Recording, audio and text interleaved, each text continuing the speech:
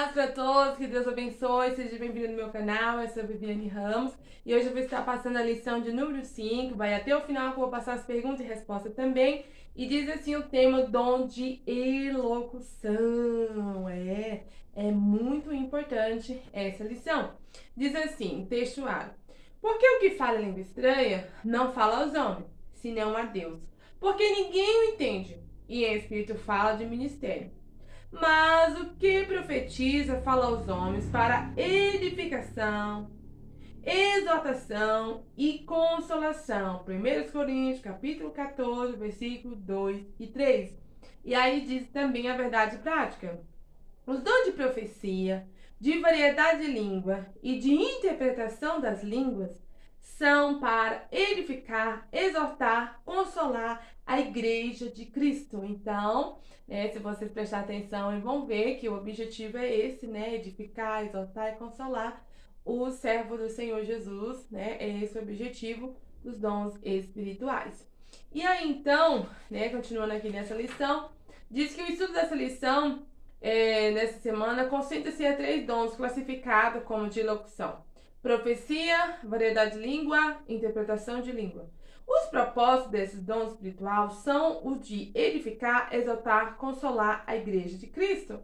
Em 1 Coríntios 14, 3. Isso porque os dons de elocução são manifestações sobrenaturais vindas de Deus e não podem ser utilizadas na igreja de forma incorreta. Assim, devemos estudar estes dons com diligência, reverência e temor de Deus, para que não seja enganado pelas falsas manifestações. Então está aí, gente, um alerta, para todos nós, como aí usar esse dom, tudo certinho aí, para não ser enganado com outras manifestações aí de dons, Primeiro dom de profecia, 1 Coríntios 12, 10, diz assim: o que é dom de profecia? Você sabe o que é dom de profecia? Então, nessa lição diz que o dom de profecia, de acordo com o estudo de Orton, o dom de profecia relata por Paulo, foi falado por Paulo, relatado por Paulo, dito por Paulo, em 1 Coríntios 14, refere-se à mensagem espontânea inspirada pelo Espírito, em uma língua conhecida, que fala também para quem ouve, objetivando edificar, exaltar e consolar a pessoa destinatária da mensagem. Então, mesmo objetivo, mesma pessoa, ali na Bíblia diz que é para edificar, exortar e consolar. Isso aí, o Espírito Santo, ele nos edifica para ficarmos mais fortes espiritualmente, nos consola, para não nos desesperar, e também nos exorta para ficar no caminho certo do céu. E é isso aí, morar no céu. Profetizar não é desejar uma bênção ou uma pessoa, pois esse não é a finalidade de profecia.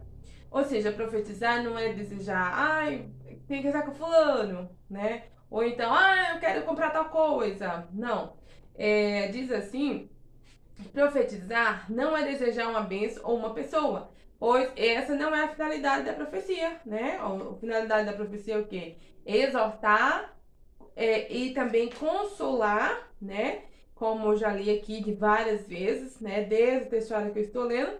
Então, não é pra benção, lógico, o Espírito Santo de Deus, ele sabe como que faz pra gente ficar bem edificado, Mas aí diz assim, infelizmente, por falta do ensino da palavra de Deus nas igrejas, aparecem várias aberrações concernentes ao uso incorreto deste dom. São poucos crentes, igrejas locais sofrem com as consequências das falsas profecias. Então, apesar de exortar-nos e não desprezar ou sufocar as profecias das igrejas locais, 1 Tessalonicenses 2,5, a Escritura orienta-nos que examinemos tudo, julgando discernindo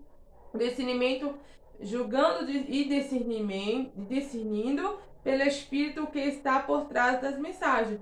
Então, toda profecia espontânea deve ser julgada. 1 Coríntios 14, 29 e 23. Então, toda profecia espontânea deve ser julgada. A profecia, gente, não o profeta, Vigia aí, porque de repente a profecia é de Deus e falar que é do diabo, aí peca contra o Espírito Santo de Deus. E quem peca contra o Espírito Santo de Deus não tem perdão. O Espírito Santo de Deus não perdoa. Esse aí, o 2. A relevância do dom de profecia. O dom de profecia é tão importante para a igreja de Cristo que o apóstolo Paulo exortou a sua busca. 1 Coríntios 14:1. Então, não obstante, ele igualmente recomendou que o exercício desse dom fosse observado pela ordem de cuidado do escudo. 1 Coríntios 14:40 é quando ele fala, né? Ordem da ciência, primeiro um, depois o outro, para não ficar aquele um para lá, outro para cá, aquela confusão. Então, tudo com ordem, com decência, para a edificação da igreja do servo de Deus. É isso aí. Continuando aqui.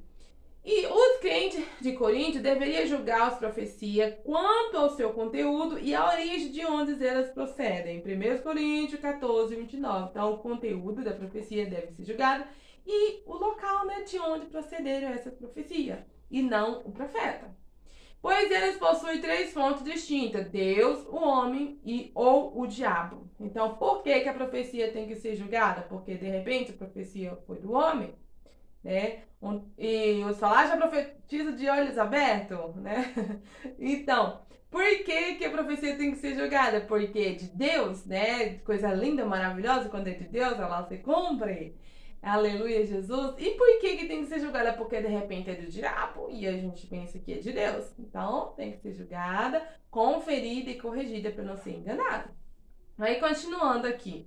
Devemos nos cuidar, pois a Bíblia, tanto no Antigo quanto no Novo Testamento, mostra ações de falsos profetas. O Senhor Jesus nos alertou: acautelai-vos, porém, dos vossos profetas, falsos profetas, que vêm até vós vestidos como ovelha, mas interiormente são lobos devoradores. Mateus 7:15. Vigiemos. Então, o Senhor Jesus nos alertou, é porque tá vindo mais. Então, alerta aí, acautelai, Jesus falou, tome cuidado, que lá vem os falsos profetas, né? O 3, propósito da profecia. A profecia contribui para a edificação do crente, porém ainda existe muita confusão a respeito dos dons de elocução, em especial a de profecia e sua função. Há líderes permitindo que a igreja que lidera seja guiada por supostos profetas. E a igreja de Cristo deve ser conduzida segundo as Escrituras, pois essa é inerente à palavra de Deus. A Bíblia Sagrada, a profecia por excelência, deve ser o manual líder cristão. Outros líderes também erroneamente não tomam decisão alguma sem antes consultar um profeta ou uma profetisa. Então, esses profetizam aquilo que as pessoas querem ouvir e não o que realmente quer falar. Não realmente o que o Senhor quer falar. Então, todavia, a palavra de Deus alerta-nos que não ouçamos os tais falsários. Jeremias 23:9-22. Então, temos aqui que ouvir a profecia de Deus, ouvir Deus falar. Quer ouvir Deus falar? Abre a Bíblia, lê um versículo, ora, fala com Deus. Depois você abre a Bíblia, lê e Deus fala com você. E aí tem a confirmação que Deus fala e confirma e cumpre porque Ele é fiel, é verdadeiro. É isso aí. Agora tem aqui, né, o 2, variedade de línguas. 1 Coríntios 12:10, muito importante também. Primeiro do 2. O que é o dom de variedade de línguas? Dons. Olha só, gente, dons de variedade de línguas. São variedades de línguas. O que é, né? Vamos aprender. De acordo com o teólogo pentecostal Thomas Ovo, o dom de línguas é a habilidade de falar uma língua que o próprio falante não entende, mas fim de louvor, oração, transmissão de amistade divina. Então, segundo Standard, alguns ensinam que, por estarem alistados em último lugar, estes dons são os de menor importância. Ele acrescenta que tal conclusão é insustentável, pois as 5 listas de dons encontradas no Novo Testamento colocam os dons de origens diferentes. Dom de variedade de línguas é tão importante quanto a igreja, quanto os demais apresentados em 1 Coríntios 12. Então está aí, gente, né? Muito bom esse ensinamento. 2. Qual é a finalidade do dom de variedade de língua? O primeiro propósito é a edificação da vida espiritual do crente. 1 Coríntios 14:4. A língua, ao contrário da profecia, não edifica ou exorta a igreja. Eles são para a devoção espiritual do crente que recebe este dom.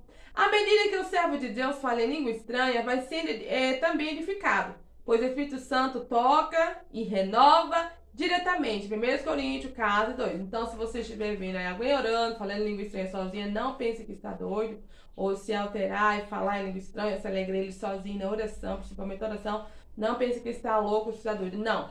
É o Espírito Santo de Deus ali falando com ele, com a alma, né? Com o Espírito. E aí, ele falando com Deus, Deus falando com ele. Ele não entende, né? Às vezes a língua é tão estranha que ele não entende. Mas ele é edificado, é renovado, fortalecido, é ungido, né? É revestido de poder naquele momento. Então, é isso aí, né? Poder de Deus. É isso aí. Muito bom falar em língua estranha. Então, dá lugar aí, você que é batizado com o Espírito Santo.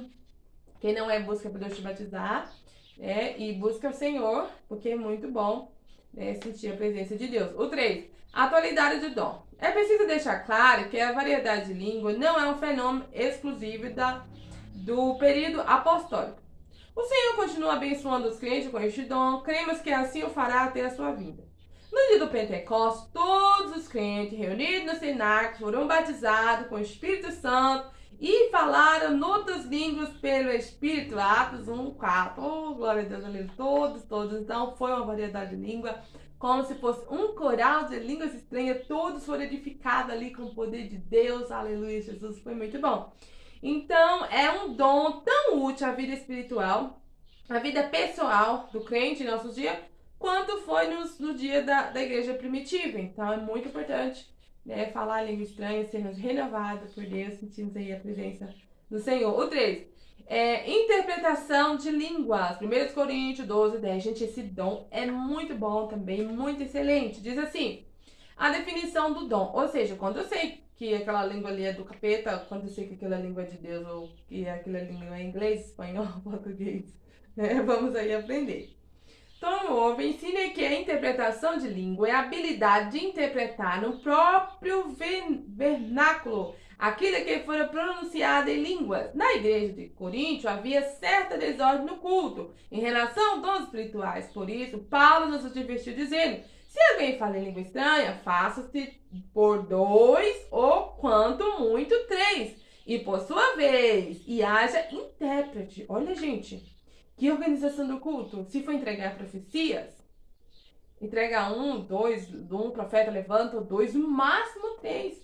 E tipo assim, um atrás do outro, espera um pouco, vai, entrega o recado de Deus, espera um pouquinho, quando o outro sentar, você vai lá e levanta, né? Porque guarda teu pé quando entrar na casa do Senhor. Fica pensando que guarda teu pé, só fica andando pra lá pra cá, ou conversando. Não, gente, os profetas também, né? Tem essa organização no culto, né? Foi corrigido, foi conferido, né? E fui exortado por isso, para não ter desordem, né? Tem 10 profetas. Se os 10 profetas levantam no mesmo tempo para entregar as 10 profecias na mesma hora, um fala língua estranha ali, outro ali, outro ali, outro ali, ninguém vai entender nada e vai ficar aquele um para lá, para cá, para lá, fica sem entender. Mas se 1, 2 ou 3, como essa lição diz, vai lá, entrega com ordem, com decência, vamos ficar muito felizes, né? Muito edificado e dando glória a Deus, porque Deus esteve presente e falou ali, Deus usou, né? Muito bom.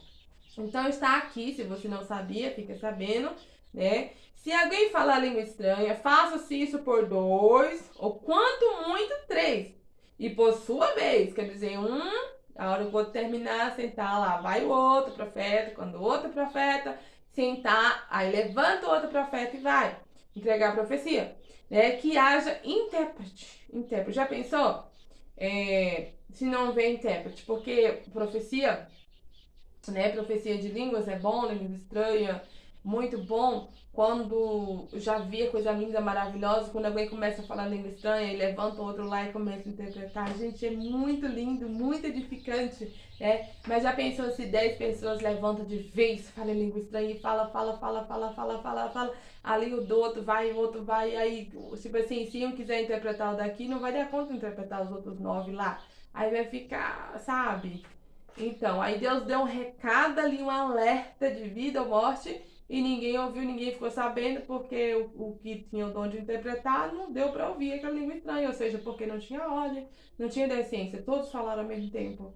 Então, gente, é muito importante observar quando Deus quer falar, né? Sempre em tom alto, e alguém ali para interpretar, para todos entenderem e ser edificados para a glória de Deus. Aleluia, Jesus, é isso aí. E diz assim, ó, e na igreja do Coríntio havia certa desordem no culto com relação a dons espirituais. Por isso Paulo advertiu, dizendo, Paulo reclamou, advertiu mesmo, ó. Faça-se por 2 ou 3, faça-se por 1, né? Faça-se, ou seja, né, falar em língua estranha, faça-se isso por 2, ou quanto muito 3, e por sua vez, e haja intérprete. Mas se não houver intérpretes, esteja calado na igreja e fala consigo mesmo e com Deus. Ou seja, alterou, falou, língua estranha, ninguém entendeu. Aí, senta. Aí o outro. Aí vai o outro, no máximo 3. Se não tiver ninguém para interpretar, se não tiver ninguém para falar, Deus falou isso e isso. Ou seja, um fala, outro interpreta. Se não aparecer ninguém ali para interpretar, ou seja, se você não tiver também o dom de profecia para já interpretar na hora e entregar o recado de Deus, que você sente no seu lugar, abaixa o tom ali da voz e fica quieto, né? Não é para você fechar a tua boca, parar de falar língua estranha, parar de profetizar. Não. Se houver intérprete, interpreta logo, entrega logo o recado de Deus, porque todos ali querem ouvir Deus falar. É isso aí. Mas se não houver, ou seja, para ninguém entender, para não ter confusão, você senta no seu lugarzinho e abaixa o tom da voz, continua falando língua estranha, esse aí Deus, né? Quietinho ali, baixinho. É isso aí. Glória a Deus, aleluia. Aí diz assim, ó, em 1 Coríntios 14, 27 e 28. Leia aí para você tirar sua dúvida e ver como foi que o apóstolo ali reclamou os irmãos. 1 Coríntios, capítulo 14, versículo 27 e 28. Aí o 2. A diferença entre dom de interpretação e de profecia? Há diferença?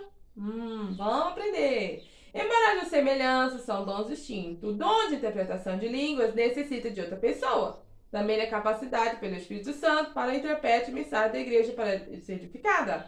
Né? Ao contrário do crentes, ficarão sem entender nada. Já no caso da profecia, não existe necessidade de um intérprete. Estevão de Souza definiu bem que essa questão quando disse que não haverá interpretação se não houver quem fale línguas estranhas, ao passo que a profecia não depende de um de outro. Então, gente, há uma diferença e dá grande, parece, mas não é igual. Quem tem um dom de línguas estranhas, línguas estranhas. Aguentem que interpretar essa língua. Se não conseguir interpretar, principalmente no meio do culto, então que sente, fica, abaixa o volume aí da voz, né? Continua você e Deus para edificação sua. Mas se houver alguém que interpreta aquele recado, né, ali que Deus está falando naquela hora, que vocês vazam aí de lugar, interprete, né, como Deus quer. É isso aí, deixa Deus usar. E também fala, né, que quem tem um dom de profecia, ou seja, os profetas aí que já levanta e já entrega o recado ou diretamente para a pessoa ou para toda a igreja, não necessita de intérprete, porque o dom de profecia é Deus já falando, a pessoa já fala, já entrega tudo o recado, às vezes vai falando, né, como na maioria das vezes, em línguas estranhas, um pedacinho, uma frase, e a outra frase já interpretada em português, né, que Deus ali já entrega tudo certinho, é profecia, né, profeta de Deus, a mensagem já completa, você não precisa de intérprete, né, lógico, o Espírito Santo de Deus sim, mas não necessita de intérprete. O que precisa de interpretação, né, é a línguas estranhas. Então é isso aí. E aí, continuando aqui na lição, né, com essas duas diferenças, né, glória a Deus, aleluia. E aí chegamos à conclusão. Ainda que haja muitas pessoas em diversas igrejas que não aceitam a totalidade do batismo com o Espírito Santo e dos dons espirituais, os chamados sensacionalistas, Deus continua abençoando os crentes com suas dádivas. Portanto, não podemos desprezar o dom de profecia, o de falar em língua estranha e o de interpretá-lo. Porém, façamos tudo conforme a Bíblia, com sabedoria, decência e ordem. 1 Coríntios, capítulo 14, 39 e 40. Então, agindo dessa forma, Deus usará os seus filhos para que sejam portadores das manifestações gloriosas do céu. Gente, que lindo, né? Essa lição, conclusão, tudo certinho.